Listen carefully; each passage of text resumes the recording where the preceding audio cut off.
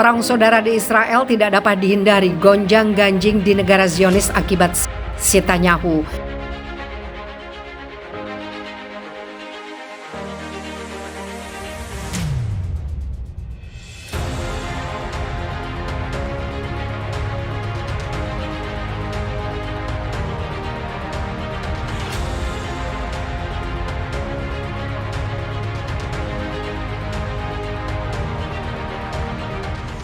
Mungkin inilah balasan untuk bangsa Zionis yang terus melakukan perpecahan dan pertumpahan darah di Palestina. Karena kini negaranya sendiri yang mengalami perpecahan. Namun ironisnya, ini terjadi antara saudara, antar Zionis yang mengakibatkan jatuhnya banyak korban dan kondisi ekonomi hingga keamanan Israel makin mengenaskan. Bahkan militernya disebut segera bubar dan banyak para pasukan yang telah menggantungkan seragamnya dan tidak rela untuk membela negaranya lagi. Sementara itu keadaan politik di Israel terus memanas. Presiden negara Yahudi Isaac Herzog bahkan menyebut saat ini negaranya sedang dalam situasi perang saudara. Panasnya kondisi ini dikarenakan reformasi peradilan yang diusulkan Parlemen Israel, Knesset, dengan berencana untuk menciptakan undang-undang yang akan sangat mengubah cara sistem peradilan negara itu beroperasi. Kritikus pemerintah mengatakan peraturan itu dapat membahayakan demokrasi. Undang-undang tersebut akan mengubah sistem peradilan Israel dengan memberikan kendali penuh kepada pemerintah atas penunjukan yudisil. Itu juga akan melemahkan Mahkamah Agung negara hingga pada titik efektif mengakhiri perannya sebagai pengawas kekuasaan eksekutif dan legislatif. Usulan ini pun telah mendapatkan pertentangan luas dari warga Israel. Demonstrasi besar-besaran pun pecah dengan para pilot militer juga mengancam untuk tidak hadir bertugas dan telah memulai petisi untuk memprotes perubahan tersebut. Menurut Herzog, situasi ini telah menjadi ancaman besar bagi Israel. Ia menyebut kondisi ini telah merusak ekonomi keamanan, ikatan politik Israel, dan terutama kohesi yang terjalin di negara itu. Bahkan 3 lembaga pemeringkat ekonomi yaitu S&P Global, Moody's, dan Fitch mengatakan bahwa akan ada dampak yang besar bila undang-undang reformasi peradilan itu disahkan. Mereka yang berpikir bahwa perang saudara yang nyata dengan nyawa yang hilang adalah garis yang tidak akan kita lewati, tidak tahu. Tepatnya sekarang, 75 tahun setelah keberadaan Israel, jurang maut ada di ujung jari kita, kata Herzog dalam pidato yang dinamakan Petunjuk Rakyat, sebagaimana dikutip The Jerusalem Post. Presiden mengatakan bahwa yang diinginkan sebagian besar warga Israel adalah keadilan dan perdamaian. Mengklaim bahwa arahannya jelas, yaitu memberikan keduanya pada masyarakat. Arahan tersebut dapat menggantikan undang-undang saat ini dan dapat berfungsi sebagai dasar untuk proses legislatif baru.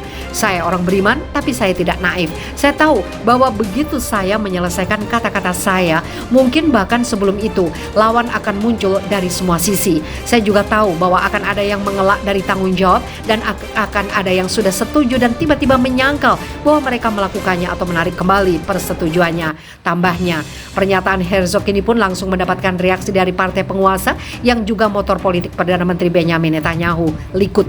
Mereka justru menuduh pihak oposisi yang tidak ingin bekerja sama dan bernegosiasi terkait draft usulan undang-undang itu.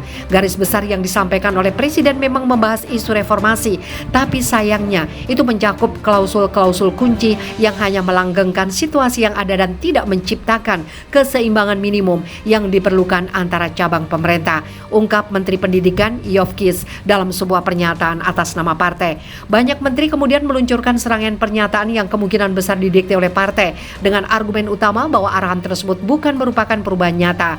Menurut sejumlah laporan, negosiasi antara perwakilan presiden dan koalisi terhenti setelah Menteri Kehakiman Yarif Levin, Ketua Partai Sas Aryeh Deri, serta Ketua Komite Hukum, Keadilan dan Konstitusi Knesset Simcha Rothman menolak untuk membuat konsesi tertentu yang disediakan oleh Netanyahu. Meski begitu, pihak oposisi menyambut baik pidato Herzog. Pemimpin oposisi Yair Lapid menanggapi bahwa pidato presiden itu sangatlah penting untuk memperbaiki Israel yang sedang tercabik-cabik. Kita harus mendekati proposal presiden untuk menghormati posisi, keseriusan penulisnya, dan nilai yang mendasarinya. Tanggapan koalisi terhadap proposal tersebut tidak menghormati institusi kepresidenan, menunjukkan penghinaan total terhadap pentingnya momen yang ada dan menghapus gagasan bahwa kita adalah satu bangsa, tuduh Lapid.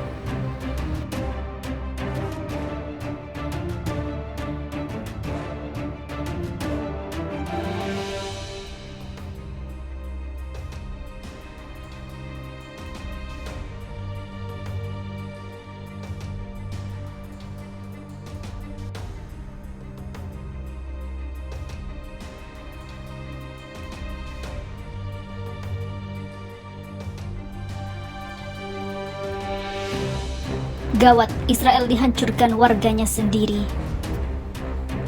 Kisruh antara warga dan petinggi atau pejabat di Israel semakin meluas. Banyaknya warga yang melakukan aksi protes membuat pemerintah semakin terdesak.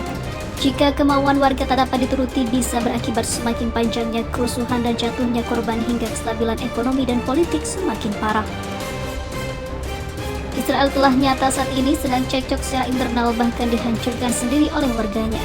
Ini merupakan suatu hal yang tak biasa karena kerusuhan ini sudah terjadi lebih dari 6 minggu. Dan apabila tidak ada solusi, maka semuanya akan menjadi tensi tinggi antar dua kubu. Bahkan peperangan saudara bukan tidak mungkin menjadi momok yang paling menakutkan. Di sisi lain, dua Zionis dikabarkan menjadi korban dalam operasi mati syahid warga Palestina di pemukiman Hawara pada hari Minggu. Setelah operasi anti-Zionis ini, tentara Zionis mengepung kota Hawara dan membakar rumah-rumah warga Palestina. Menurut kantor berita Palestina Sama, Benny Gantz dalam statement yang disampaikan di Knesset pada hari Senin mengatakan para pelaku penyulut perang ini dan mereka yang berani melakukannya harus dituntut oleh militer. Dan jika Netanyahu tidak membela mereka, maka hal ini tidak akan terjadi. Gantz juga menyinggung dukungan Menteri Keamanan Dalam Negeri Israel, Itamar Ben-Gvir, dan Bezalel Smotrich, Menteri Keuangan rezim Zionis yang mendukung tindakan Zionis membakar rumah dan mobil warga Palestina. Media Israel mengumumkan bahwa sejak awal bulan ini 15 orang Zionis jadi korban tewas dalam operasi perlawanan Palestina untuk melawan Israel sebagai perlawanan anti-Zionis.